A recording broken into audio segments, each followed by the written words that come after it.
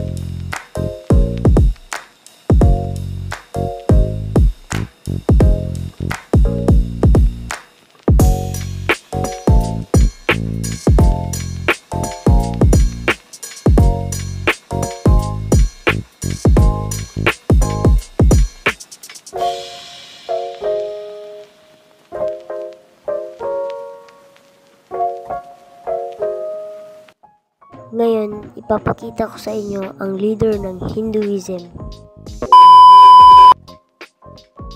Bakit ba na leader si Brahman sa Hinduism?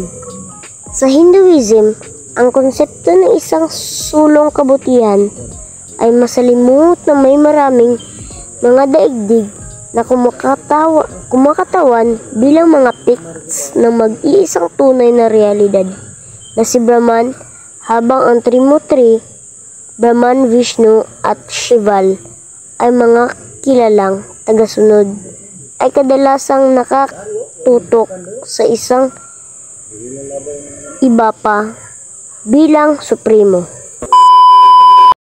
Kaya hindi lahat ng kailangang makatutok sa realidad para magtagumpay ka, kundi may kabutihan sa iyong puso, paghihirap para makamit ang iyong pinapangarap.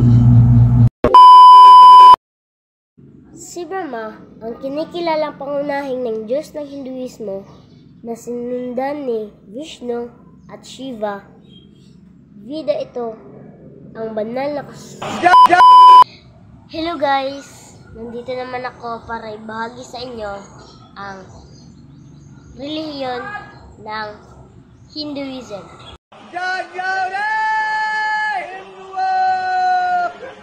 सनातन धर्म की रक्षा करो। अविरल गंड गलन मद में दुर्मत्त मतंग जराजपते त्रिभुवन भूषण भूत कला निधि रूप पयोनिधि राजसुते आई सुदति जनलाल